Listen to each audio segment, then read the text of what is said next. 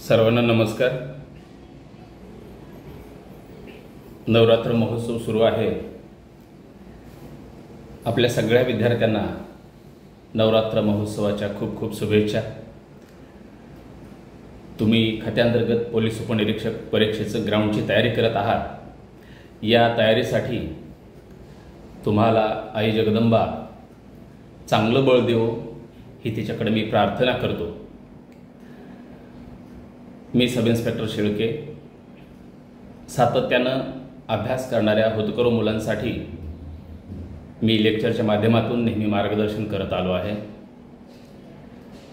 असं मार्गदर्शन करण्याचं कारण असं की खूप सगळी मुलं काही ना काही गोष्टी सातत्यानं विचारत असतात। मग प्रत्येकाला मी असं सांगणार नाही की मला इतके फोन आले, इतके मेसेज आले वगैरे वगैरे, परंतु प्रत्येकाला उत्तर देणं शक्य नाही आहे कामाच्या ओघामध्ये। मी आता काल आपल्या ग्रुपवरती सांगितलं होतं की मी रात्री लेक्चर वगैरे करेल थोडं, परंतु मला खूप काम होतं। मग मी आता जाता जाता सकाळी घरी जाताना हे थोडं रेकॉर्डच्या माध्यमातून आपणाशी बोलतो आहे। म्हणजे एकंदरीत सगळ्यांना माहिती मिळावी किंवा तुमच्या ज्या शंका आहेत त्याचं उत्तर मिळावं म्हणून हे लेक्चर या ठिकाणी मी करत आहे। सुरुवातीला एक विनंती आहे की इतर काही फालतू व्हिडिओ, ऑडिओ, लेक्चर, फोटो आपण विविध सोशल मीडियावर पाहत बसतो आणि तिथं आपला वेळ घालवतो आणि जे चांगलं असतं त्याला मात्र आपण घाई गडबडीमध्ये बघतो। तर असं न करता मी ज्या गोष्टी इथं सांगणार आहे त्या अतिशय शांत पद्धतीने ऐका, कारण या तुमच्या जीवनाला कलाटणी देणाऱ्या बाबीशी निगडीत आहेत। मी म्हणत नाही की या माझ्या व्हिडिओमुळे तुमच्या जीवनाला कलाटणी मिळेल, परंतु ज्या तुमच्या ग्राउंडमुळं तुमचं पूर्ण आयुष्य बदलून जाणार आहे तिथं थोडंफार का होईना या व्हिडिओच्या माध्यमातून तसूभर का होईना त्यामध्ये माझा वाटा असावा असं मला नेहमी सातत्यानं वाटत आलं आहे। आता मध्यंतरी आपण पाहिले की बऱ्याचशा पात्र विद्यार्थ्यांना नोटीस आली। आता काही मुलांचं असं म्हणणं असतं की नोटीसवाले मुलांना तुम्ही सहकार्य केलं नाही। त्यांचं म्हणणं आहे की तुम्ही आम्हाला काही सहकार्य करत नाही आहे। ज्यांना नोटीस नाही आली, ज्यांना 45, 42, 44 मार्क आहेत, त्यांना असं वाटतं की बरं झालं ह्यांना काढलं, आपला मेरिटमध्ये नंबर लागेल। तर ह्या सगळ्या वादाच्या गोष्टी आहेत। म्हणून सुरुवातीपासून माझे जेवढे आतापर्यंत लेक्चर झालेले आहेत त्यामध्ये कोणत्याही वादाच्या मुद्द्यावरती मी प्रामुख्यानं बोलणं मुद्दामहून टाळतो, कारण जिथं दोन वाटा निर्माण होतात, संघर्ष निर्माण होतो, ते मी कधीही बोलत नाही। माझं काम एवढंच मी समजतो की विद्यार्थ्यांना मार्गदर्शन करणं, कोणत्याही प्रकारची समाजामध्ये अफवा उठत असेल तर त्यांची दिशाभूल न होता त्यांना योग्य मार्ग दाखवणं आणि त्यांची तयारी करून घेणं। तर आता नोटीस किती मुलांना आली काय वगैरे ह्या सगळ्या चर्चा ग्रुपवरती होतात। कदाचित आयोगाने माहिती दिली असेल नसेल मला तेवढं माहीत नाही, परंतु मला मिळालेल्या तुमच्याकडूनच माहितीनुसार काही 201 मुलं जी पास झालेली होती आणि ती आता अपात्र झालेली आहेत असं वगैरे आहे। आणि काल परवा देखील मला खूप मुलांचे मेसेज आले की आम्हाला देखील आज खुलासे सादर करण्यास सांगितलेले आहेत, परंतु पुन्हा अशी माहिती भेटली की ती जी सगळी मुलं आहेत ती अपात्र झालेली होती। मग मुलगा अपात्र असो किंवा पास असो, जर त्यानं गैरवर्तन केलं असेल तर त्याच्यावर कारवाई करणं आहे असं आयोगाचा नितांत सिद्धांत असेल, म्हणून त्यांना देखील नोटीस पाठवली आहे। ते त्यांच्या पद्धतीनं त्यांचे खुलासे सादर करतील। दुसरी अशी गोष्ट की ज्यावेळेला आपलं लेखी परीक्षा झाली, आयोगानं सांगितलं की आता आपलं ग्राउंड सप्टेंबरमध्ये साधारणतः होईल। मी त्यावेळेला आपल्या ग्रुपमध्ये हजारभर मुलं आहेत तिथं, म्हणजे खोटं बोलण्याचं काही कारण नाही। मी सांगितलं होतं की साधारणतः सप्टेंबरमध्ये ग्राउंड होत नाही आहे, कारण गणेश बंदोबस्त असतो, पाऊस असतो, तर आपलं ग्राउंड ऑक्टोबरमध्ये होऊ शकतं। आणि मध्यंतरी आपल्याला तसं नोटीस देखील आली की 3 ऑक्टोबर ते साधारण 16 ऑक्टोबर नवी मुंबई कळंबोली या ठिकाणी आपलं मैदानी चाचणी आहे। परंतु आता सध्याची परिस्थिती जर पाहताय तर गेल्या 8 दिवसापासून म्हणजे सातत्यानं पाऊस तर आहेच, परंतु मागच्या प्रामुख्यानं 8 दिवसापासून ढग फुटल्यासारखं विचित्र पाऊस सबंध महाराष्ट्रभर, असं नाही की या जिल्ह्यात आहे त्या जिल्ह्यात नाही, तर सगळीकडं मुसळधार पाऊस चालू आहे। आणि त्याच्यामुळं सगळं गाव असेल, शेती असेल, सगळ्यांना नद्याचं स्वरूप प्राप्त झालेलं आहे। आणि अशा परिस्थितीमध्ये आपलं जे मैदानी चाचणी आहे ही केवळ 8-9 दिवसावरती येऊन ठेपलेली आहे। बरीचशी मुलं त्या मैदानावरती जाऊन कळंबोलीच्या तिथं जाऊन सराव करून आली, लांबोडी टाकल्या, पुलअप्स काढले। मला थोडी अशी काही मुलांनी माहिती दिली की ते जे पुलअप्स होते ते थोडे जरा हार्ड होते, निसरडे असतील किंवा कशा असतील, परंतु त्याच्यामध्ये थोडी सुधारणा झालेली आहे आणि त्याचा थोडी व्यवस्थित ग्रिप आलेली आहे असं सांगण्यात येते. आता 8-9 दिवसावरती आपलं मैदान आलेलं आहे, परंतु आजची कंडिशन काय आहे आजच्या तारखेची, तर आज मैदान पूर्णपणे ओलं आहे, मैदानावरती पाऊस आहे, रात्रीसुद्धा पडलेला आहे, कदाचित आतासुद्धा पडत असेल.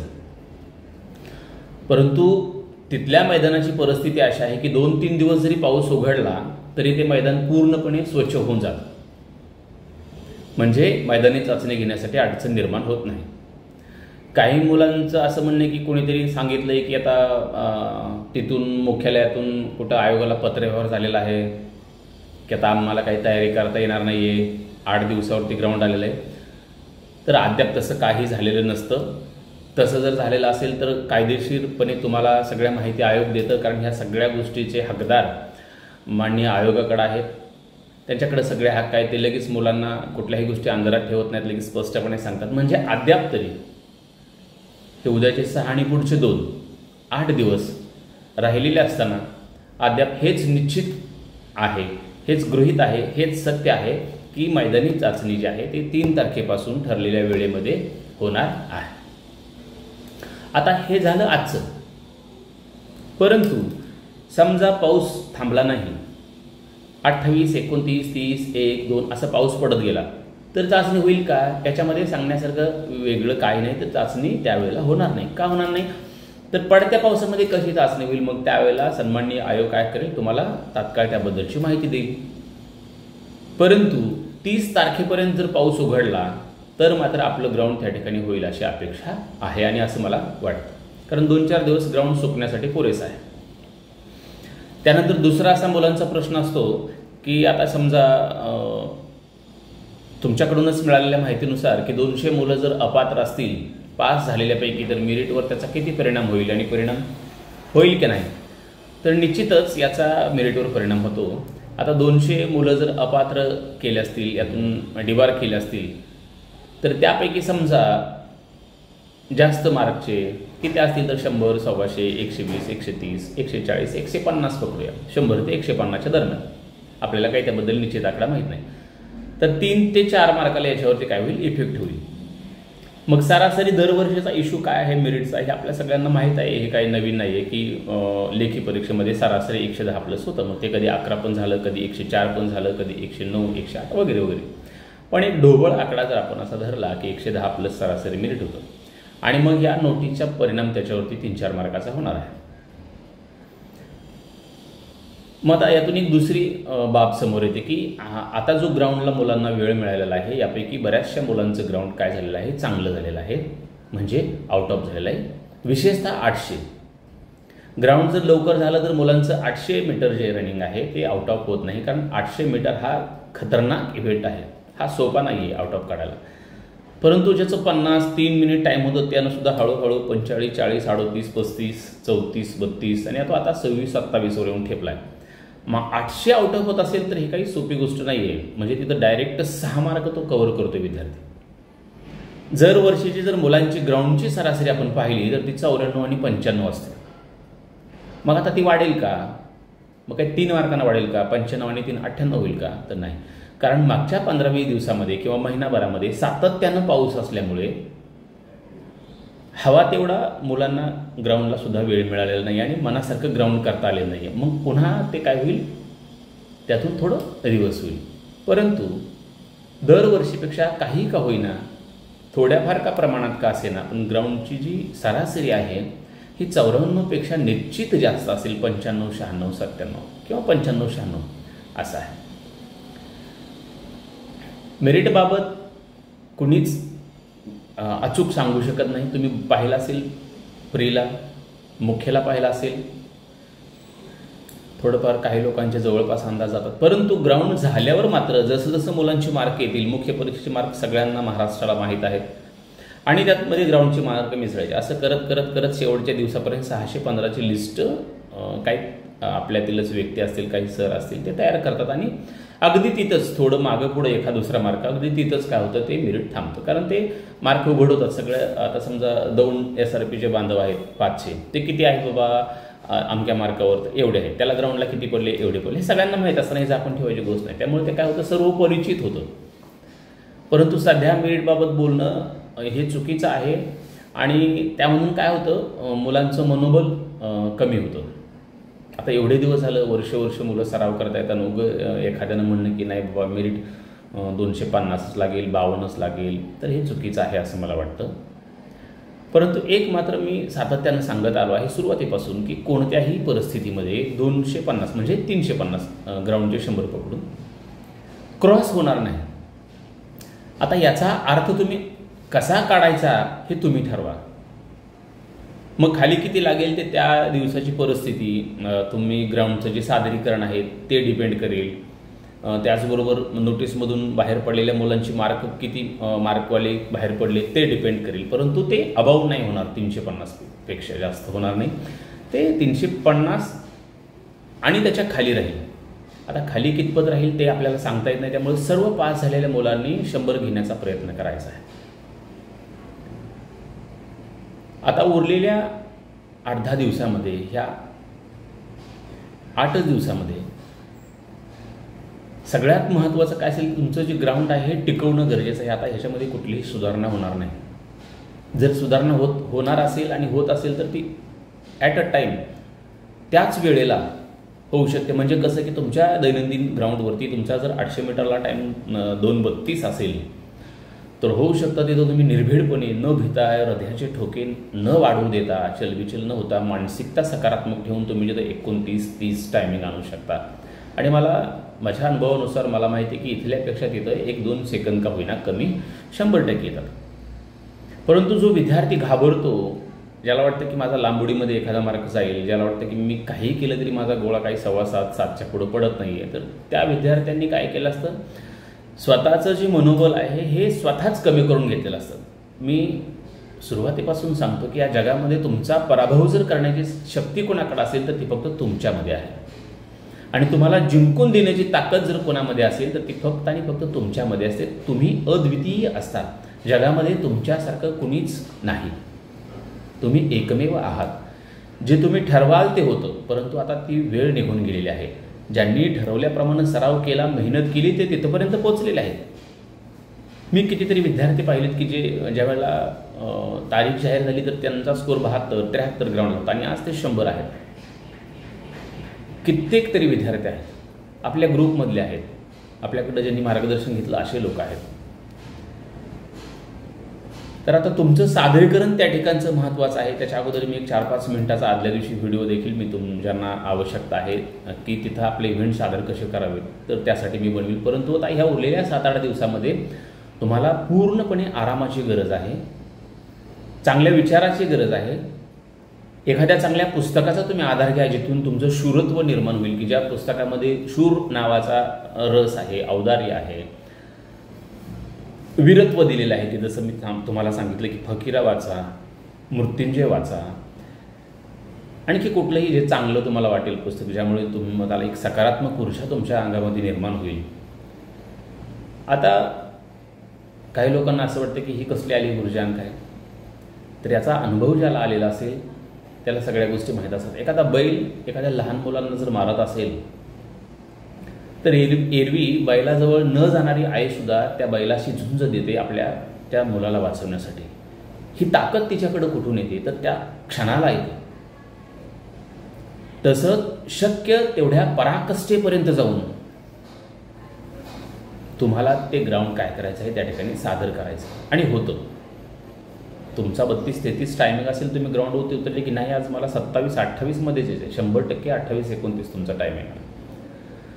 त्याचबरोबर दुसरा मुलांचा प्रश्न आहे की आता माझ्या पायाला दुखापत झाली आहे, मला डेंगू झाला आहे, मला एक्सटेन्शन कसं घ्यायचं आहे. तर ते एक्सटेन्शन वगैरे कसं घ्यायचं आहे ते मला नाही माहीत, पण मी स्वतः एक्सटेन्शन घेतलेलं होतं. ते कसं घेतलं मी सांगतो की आपली ही प्रोसेस आहे ही शासकीय आहे, त्यामुळे शासकीय दवाखाना तिथं ग्राह्य धरला जातो. पहिली गोष्ट, तुम्हाला जे आजारपण आहे हे तुमचं खरोखर पाहिजे, ते तुमचं उपजिल्हा रुग्णालय असेल तालुक्याच्या ठिकाणचं, किंवा जिल्ह्याच्या ठिकाणचं जिल्हा रुग्णालय असेल, तिथले शल्यचिकित्सक जे प्रमुख असतात ते तुम्हाला तपासतात आणि तुम्हाला ते अनफिट म्हणून सर्टिफिकेट देतात, कारण तुम्ही ते ग्राउंड करण्यास काय सक्षम नाहीत, म्हणजे अनफिट. मग ते घेऊन आपल्याला तिथं आयोगाकडे जावं लागतं. तिथले मान्यवर, तिथले डॉक्टर ते तपासतात, त्यांची खात्री पटली पाहिजे, आणि खात्री पटल्यानंतर मग तुम्हाला त्या ठिकाणी एक्सटेन्शन मिळतं. हे किती दिवस मिळतं? तर समजा तुम्ही 4 तारखेला तुमचं सबमिट केलं तर ग्राउंड समजा 16 तारखेला संपत आहे, तिथून समजा 17ला पण ते कंटिन्यूमध्ये घेऊ शकतात, किंवा तिथून एक 4-8 दिवसाचं ते त्यांच्यावरती डिपेंड राहतं. परंतु एक्सटेन्शन घेण्यासाठी सबळ कारण असावं लागतं, खरोखर तुम्ही आजारी असावे लागतात, त्यांची खात्री पटावी लागते, शासकीय रुग्णालयाचं उपचार घेतलेलं प्रमाणपत्र अनफिटचं असावं लागतं. मग त्यानंतर ते काय करतात, तुम्हाला एक्सटेन्शन देतं, कारण ती पर्यायी व्यवस्था त्यासाठी निर्माण केलेली आहे. ग्राउंडला जाण्याअगोदर तुम्ही 48 तास सरासरी आराम करणं गरजेचं आहे. साधारणतः तुमचं जर ग्राउंड 3 तारखेला असेल, आपला वैभव बोराडे आहे सोलापूरचा, हुकुमी एक्का, जो महाराष्ट्रामध्ये पहिला आहे ग्राउंडमध्ये लेखी परीक्षेमध्ये, 277 मार्क आहेत. माझ्या मार्गदर्शनाखाली त्यानं सुरुवातीपासून अभ्यास केला आहे. तो आपला पठ्ठ्या 3 तारखेला कळंबोलीच्या मैदानावर आहे, आणि 100पैकी 100, 23-24-2, 23-24 त्याचा टाईम आहे. गोळा बेसुमार फेकतो, उडी 5च्या पुढं टाकतो, सगळं काही त्याचं व्यवस्थित आहे. तर समजा त्याप्रमाणे तुमचं 3 तारखेला मैदान असेल, तर तुम्ही 1 तारखेला मैदानावरती जाऊन पूर्ण अर्ध्या-पाऊण तासामध्ये तुमचं सगळं काय करायचं आहे, इव्हेंट करायचं आहे. इथे उडी शेवटी असते साधारणतः आतापर्यंतच्या माझ्या माहितीनुसार, अर्ध्या तासामध्ये पूर्ण ग्राउंड 1 तारखेला तुमचं करायचं आहे. 1 तारखेला म्हणजे सगळ्यांनी 1 तारखेला नाही, ज्याचं 3ला आहे त्यानं 1 तारखेला, ज्याचं 5ला आहे त्यानं 3 तारखेला, ज्याचं 10ला आहे त्यानं 8 तारखेला, म्हणजे 48 तास अगोदर अर्ध्या तासामध्ये सगळं ग्राउंड करायचं आहे. पहिल्यांदा 800 करा, परत गोळाफेक करा, परत पुलअप्स करा, आणि परत लांबडी करा. प्रत्येक इव्हेंटच्या मध्ये 5-5 मिनिट 5-7 मिनिट गॅप ठेवा, तिथंही मिळतो. असं कोणाचं ऐकू नका की लगेच 800 पळाले उठा उठा लांबुड्या मारा, असं नसतं, किंवा पुलअप्स करा. तुमच्या पुढं काही ग्रुप्स असतात, तुम्ही मनुष्य आहे हे देखील त्यांना त्याची जाणीव असते. ते पायामध्ये चिप्स बसवलेले असतात, तुमचे मार्क लिहायचे, प्रत्येकाचे मार्क लिहायचे, त्यामध्ये वेळ जातो. आणि साधारणतः 2 दिवस अगोदर तुम्ही अर्ध्या तासामध्ये सगळे मैदान केल्यानंतर मग 2 दिवस रेस्ट घ्या. फार तर त्या दिवशी तुम्ही संध्याकाळी ग्राउंडवरती जाऊन हलकं वॉकिंग वॉर्मअप वगैरे करू शकता, आणि ग्राउंड जिथं आहे तुमचं तिथं प्रॉपर येऊन आराम करा. असं कोणी करू नका ज्याचं समजा 3 तारखेला ग्राउंड आहे तर तो सकाळी 2 तारखेला घरून निघेल, आणि 2 तारखेला संध्याकाळी त्या मैदानाच्या आजूबाजूला कुठेतरी लॉजवर, हॉस्टेलमध्ये, बोर्डिंगमध्ये, किंवा नातेवाईकाकडे किंवा जिथं तुमची व्यवस्था आहे तिथं राहील. तर असं करू नका. तुम्हाला आराम मिळणार नाही आदल्या दिवशी, तुमचा सगळा दिवस प्रवासामध्ये जाईल. तर 3 तारखेला ग्राउंड असेल तुमचं, तर तुम्ही 1 तारखेला गावाकडून निघा. 1 दिवस दुसरा तिथं पूर्णपणे शरीराला आराम द्या. त्यासाठी मी अगोदर 2 दिवस किंवा 3 दिवस एक लास्टचा व्हिडिओ तयार करेन, कारण दगदग होता कामा नये. खूप मुलांची मानसिकता त्यावेळेला विचित्र झालेली असते. काही मुलांना उद्या सकाळी ग्राउंड आहे आणि रात्रभर झोपच लागत नाही. दुसरी अशी गोष्ट की एखाद्या जिल्ह्याचे 4-5 जण आलेले असतात मैदानावरती, एका खोलीमध्ये असतात. त्यात एकाला लाईट बंद करून झोपायची सवय असते, एकाला लाईट चालू करून झोपायची सवय असते. मग त्यातला एक जण उठतो, लाईट बंद करतो, दुसऱ्याची झोप मोडते. असं काही जाणीवपूर्वक करतात. मग एखादा 11, 12, 1 वाजले की मुद्दामच लगेला उठतो, ते बाथरूमचं दार वाजवतो, मग दुसऱ्याला डिस्टर्ब होतो, तो त्याच्यावर ओरडतो, अरे कशाला सारखं दार वाजवतोय, झोप लागा नाही तर इथं. अशी परिस्थिती असते एकंदर सगळ्यांचीच. आणि त्या दिवशी दुपारी तुम्ही झोपलेले असताय, त्याच्यामुळे काय होतं, रात्री तुम्हाला झोप येत नाही. तर ज्या ग्राउंडच्या आदल्या दिवशी दुपारी झोपायचं नाही, संध्याकाळी पटकन 8 वाजता जेवण करायचं नाही, 9-9:30ला झोपून जायचं. जरी तुम्हाला 4 वाजता जाग आली तरी हरकत नाही. पण तुमचा जो झोपेचा कालावधी असतो ना, एक साधारणतः मनुष्याचा दररोजचा झोपेचा कालावधी असतो की जेवण झाल्यानंतर 2-2.5 तासानं तुम्हाला गुंगी लागते, किंवा कुणाला अर्ध्या तासानं लागते, कुणाला तासानं लागते. तर त्या हिशोबाने तुम्ही पटकन त्या वेळेमध्ये झोपून जायचं. एकदा का तुमची झोपेची वेळ टळून गेली की पुन्हा तुम्हाला झोप म्हणलं तरी झोप लागत नाही. मग 100पासून उलटी गिनती करत यावं लागतं. तर अशा काही गोष्टी आहेत, छोट्या छोट्या गोष्टी की ज्या आपल्या याच्यावरती ग्राउंडवरती परिणाम करतात. तर आता मी जाताना तुम्हाला एवढंच सांगेल की आता 7-8 दिवस राहिलेले आहेत. पूर्ण आराम करा, आता आराम कसा करायचा म्हणजे सुट्ट्या ड्युटी वगैरे हे तुम्हाला सगळं माहीत आहे, तुम्ही नवीन नाही. पूर्ण वेळ आराम पाहिजे, दुपारी तास 2 तास झोप पाहिजे, 2 टाईम तुमचं ग्राउंड पाहिजे. तुम्ही रस्त्यावरती ज्यांना सवय नाही त्याने डांबरीवरती पळू नका, तुमची हाडे दुखायला लागतील. आणि आता काही विशिष्ट आहार वगैरे खाऊ नका. आता ह्या 8 दिवसामध्ये त्याचा इफेक्ट होणार नाही आहे. जे तुम्ही खात आहात व्यवस्थित तेच खा, पचेल असं खा. बाहेरचं पाणी पिऊ नका, अतिशय थंड पाणी पिऊ नका. मच्छरपासून काळजी घ्या, डेंग्यूच्या साथी असतात. थंड गरम पाण्याने असे अदलून बदलून आंघोळ करू नका. तुम्ही थंड न करत असाल तर थंडच करा, गरम न करत असेल तर गरमच करा. म्हणजे काही वेगळं बदल करू नका. बाहेर प्रवास करून जाऊ नका विनाकारण. आता आपण सहज गाडीवर जरी चाललो आणि अशी आपली मूठ असते हँडल आणि कुणीतरी एखाद्याने टच केलं आपल्या करंगळीला त्याच्या गाडीचं ते हँडल, तर तेवढीच करंगळी सुजते. कारण एक निमित्त असतं आणि मग तुम्हाला गोळा फेकता येत नाही आहे, पुलप्स काढता येत नाही आहे. खूप सगळ्या गोष्टी आहेत. ज्या पद्धतीने झोपताय त्याच पद्धतीनं दररोज झोपा. आता काही कोणीतरी कुठे यूट्यूबवर बघितलं की डाव्या कुशीवर झोपलं म्हणजे पचतं वगैरे, असं काही बदल करू नका, ते जरी चांगलं असलं तरी. कारण मी मागच्या व्हिडिओमध्ये सांगितलं होतं, आता देखील विशेष करून त्याचा उल्लेख करतो की बार्शी ग्रामीण पोलीस स्टेशनचा विद्यार्थी जो 322च्या जाहिरातीमध्ये 2017च्या परीक्षेमध्ये माझ्यासोबत अमरावतीला ग्राउंडला होता. 100पैकी 100 गुणांचं त्याचं ग्राउंड होतं, परंतु आदल्या दिवशी रात्री झोपेमध्ये त्याचा हात अवघडला आणि त्याला दुसऱ्या दिवशी पुलप्स काढता आले नाहीत, गोळा काढता आला. म्हणजे हातातोंडाशी आलेली पोस्ट थोड्याशा चुकीमुळे आपल्या जाते, तर त्याच्याकडं थोडं काय करायचं आहे, आपण लक्ष द्यायचं आहे. संध्याकाळचं जेवण कमी ठेवा, सकाळी चांगलं खा, दुपारी त्यापेक्षा थोडं कमी खा. आता हे झालं सगळं आपलं त्याच्या मुलांचं ग्राउंड आहे त्यांच्यासाठी. नवीन मुलांसाठी जाताना 1 मिनिट घेतो की आता मध्यंतरी GR आला आहे, त्याच्यामधल्या सगळ्या बाबी तुम्हाला माहीत आहेत. ज्यांना ते कळालं नसतील ते मला तुम्ही व्हॉट्सअपवरती विचारू शकता. परीक्षा 1 की 2 हे अजून निश्चित नाही आहे. अभ्यासक्रम अजून आयोगानं दिलेला नाही आहे, परंतु जो अभ्यासक्रम बदललेला नाही, मेजर कायदे बदललेत, मायनर तेच आहेत आणि पोलीस स्टेशनला ते असतात. तर मायनर कायदे, राज्यघटना, फॉरेन्सिक सायन्स आणि पूर्व परीक्षेचा अभ्यास, हा अभ्यास आतापासून करायला हवा. कारण 1 जानेवारीला मागणीपत्र, परत ते काही 1 मार्चपर्यंत वगैरे वगैरे. म्हणजे आपल्या सगळ्यांच्या सहकार्यानं मार्च एप्रिलमध्ये जाहिरात येऊ शकते, परंतु पुढचे 4 महिने, हे 2 महिने, 6 महिने फार कमी आहेत तसा विचार केला तर. कारण पूर्व परीक्षेच्या तयारीसाठी माझ्या माहितीनुसार चांगला अभ्यास आणि 60+ मार्क घ्यायचे असेल तर 6 महिने लागतात आणि मुख्य परीक्षेची चांगली तयारी करायची असेल तर रोज 10-12 तास अभ्यास केला तर 3-4 महिन्यामध्ये तो अभ्यास कव्हर होतो.